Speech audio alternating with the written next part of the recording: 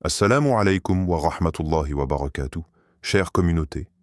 Que la paix, la miséricorde et les bénédictions d'Allah soient sur vous. Aujourd'hui, on va parler des Kipi, témoignages inspirants. Quand Al-Fatiha change une vie, le frère et la dette effacée. Il s'appelait Karim, marié, 2 enfants, un travail à temps partiel qui ne suffisait plus, les factures s'accumulaient, les appels des créanciers devenaient un quotidien, il dormait mal, mangeait à peine. Et surtout, il ne parlait à personne de ce qu'il vivait. Un soir, après avoir pleuré seul dans sa voiture, il est tombé sur une conférence qui parlait d'Al-Fatiha comme d'un remède spirituel. Il a décidé d'essayer. Rien à perdre, pensait-il. Après chaque prière obligatoire, il récitait la sourate 5 fois. Il posait ses mains ouvertes devant lui, les yeux fermés et murmurait « Ya Rab, je suis perdu. Mais toi, tu vois, je mets ma confiance en toi. Pas de demande trop détaillée, pas de scénario, juste une soumission totale. 7 jours ont passé, puis 10, rien ne bougeait. Mais il se sentait plus en paix, moins paniqué, moins tendu. Le 12e jour, il reçoit un appel inattendu. Un ancien collègue avait parlé de lui à une entreprise. Un entretien, un contrat, un versement anticipé pour l'aider à s'installer. Karim a raccroché en pleurant, pas à cause de l'offre, mais parce que pour la première fois, il avait été entendu. La sœur et les insomnies, Lina était insomniaque depuis 4 ans, pas une nuit sans réveil en sursaut, pas une semaine sans somnifère. Elle avait tout essayé, tisane, méditation, bruit blanc, même de longues marches le soir. Rien ne tenait. Jusqu'au jour où une amie lui dit « Essaie de réciter Al-Fatiha avant de dormir, 3 fois. Pose ta main sur ta poitrine. Demande à Allah de calmer ce que toi, tu ne comprends pas. » Lina sourit. Elle n'y croyait pas trop. Mais elle le fit. La première nuit, elle se réveilla comme d'habitude. La deuxième aussi. Mais la 3e nuit, quelque chose changea. Elle se souvenait avoir récité la sourate en pleurant doucement, les mots tremblants, avec un nœud dans la gorge. Et cette nuit-là, pour la première fois, elle dormit 6 heures d'affilée. Ce n'était pas un miracle hollywoodien. C'était une paix silencieuse, un relâchement intérieur. Aujourd'hui, elle récite encore la sourate chaque soir, non plus par peur, mais par gratitude. L'étudiant et l'échec évité Ryan étaient en master, dernière année. Les examens approchaient, mais rien ne rentrait. Il ouvrait ses livres et l'esprit s'envolait. Distraction, angoisse, fatigue. Un jour, en lisant un hadith, il tomba sur les vertus d'Al-Fatiha, pas seulement pour la prière, mais aussi pour l'ouverture de l'esprit. Il décida d'établir une routine simple. Avant chaque session de révision, il récitait Al-Fatiha une seule fois, lentement, avec une intention claire.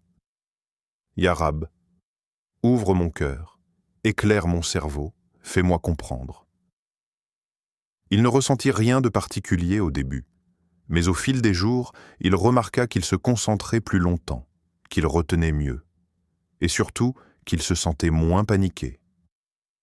Le jour des examens, il entra dans la salle avec le cœur plus calme que d'habitude. Il réussit. Et pas juste de peu. Il obtint une mention, une distinction qu'il n'avait jamais eue. La mère et la guérison de son enfant Fatima était mère d'un garçon de 6 ans, atteint d'une maladie rare. Fatigue chronique, douleur diffuse, aucun traitement efficace. Elle priait, suppliait, pleurait. Mais rien ne semblait changer.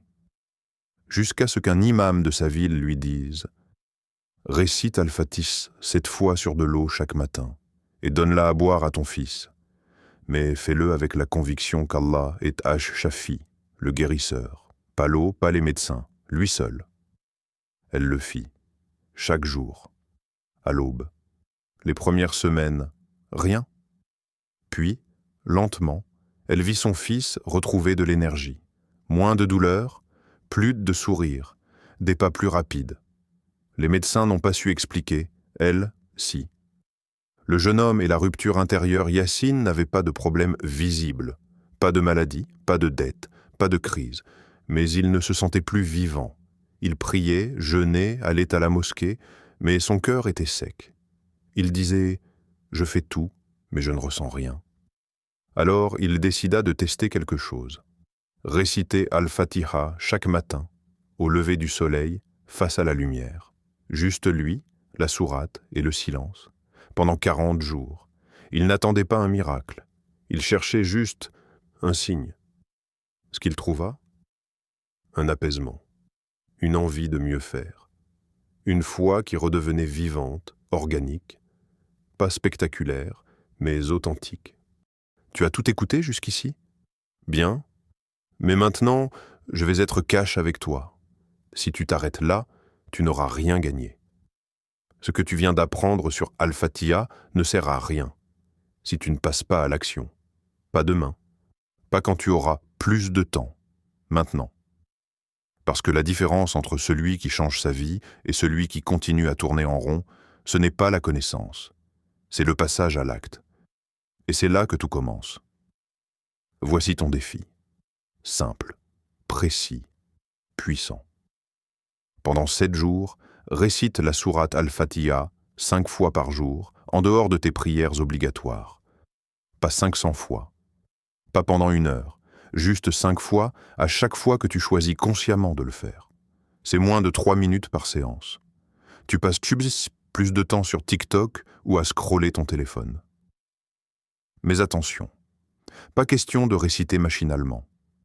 À chaque fois, tu devras faire une intention claire, pas « je la récite pour voir ce que ça donne », mais plutôt « je la récite pour obtenir la clarté dans ma vie, pour calmer mes angoisses, pour une direction dans mon travail, pour une ouverture spirituelle, te mettre dans le bon état. Ne le fais pas à moitié. Respire, ferme les yeux, pose-toi, coupe les distractions, récite avec la conscience que tu parles à Allah. Écrire ce que tu ressens. Oui, tu m'as bien entendu. Prends un carnet ou ton téléphone et note chaque jour, après chaque récitation, comment tu te sens, ce qui a changé dans ton énergie, ton humeur, ta vision, même si c'est minuscule. Pourquoi? Parce que ton cerveau oublie vite, surtout les petites avancées. Et ce carnet, c'est ta preuve, ta carte intérieure, ton miroir. Et pour ceux qui veulent aller plus loin, voici une version avancée du défi. À toi de voir si tu veux rester dans la zone de confort. Ou viser plus haut. Jour 1 à 3. Récite 5 fois Al-Fatiha après chaque salate obligatoire. Jour 4 à 5. Ajoute une récitation spéciale avant de dormir, main sur la poitrine. Jour 6. Récite-la au lever du soleil, avant de toucher ton téléphone. Jour 7. Récite-la avec une intention spéciale, puis fais une doua personnelle, sincère, en demandant à Allah ce que tu veux au fond de ton cœur. Et si tu veux vraiment verrouiller ce changement, fais-le pendant 21 jours. Parce qu'on ne change pas sa vie avec des vœux, on la change avec des actes répétés et intentionnels. Et maintenant, détruis les excuses. Tu vas peut-être penser « mais j'ai pas le temps ». Faux. Tu as 3 minutes. Je suis trop fatigué. Justement, recharge-toi avec Al-Fatiha. Je ne ressens rien. Continue. L'effet vient avec la constance, pas avec l'émotion. J'ai déjà essayé. Tu as essayé, ou tu as vraiment appliqué avec cœur et discipline. Pose-toi une vraie question, maintenant. Est-ce que tu veux que ça change? Ou est-ce que tu veux juste en parler? Parce qu'il y a 2 types de croyants, ceux qui consomment la foi et ceux qui l'incarnent dans leur quotidien. Lequel es-tu en train de devenir? Ce que tu vas redécouvrir en récitant cette sourate, une paix intérieure qui n'a rien à voir avec le confort matériel. Un recentrage de ton esprit, plus clair, plus aligné. Des blocages qui commencent à se fissurer. une sensation de guidance, d'accompagnement invisible. Et parfois, des signes, si tu restes attentif, mais surtout, tu vas redécouvrir une relation directe avec Allah, sans intermédiaire, sans superflu, juste toi, et les mots sacrés qu'il t'a donnés pour avancer. Tu veux devenir un vrai musulman, alors commence par maîtriser l'outil de base que beaucoup récitent, mais que peu exploitent à fond. Al-Fatiha.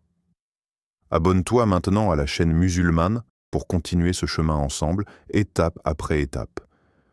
Parce que ce que je vais te partager dans les prochaines vidéos peut, Inch'Allah, t'aider à ancrer ta foi dans le réel.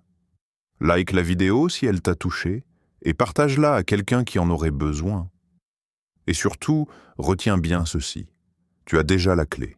Il ne te reste qu'à l'utiliser. On se retrouve dans la prochaine vidéo. Wa assalamu alaykum wa rahmatullah.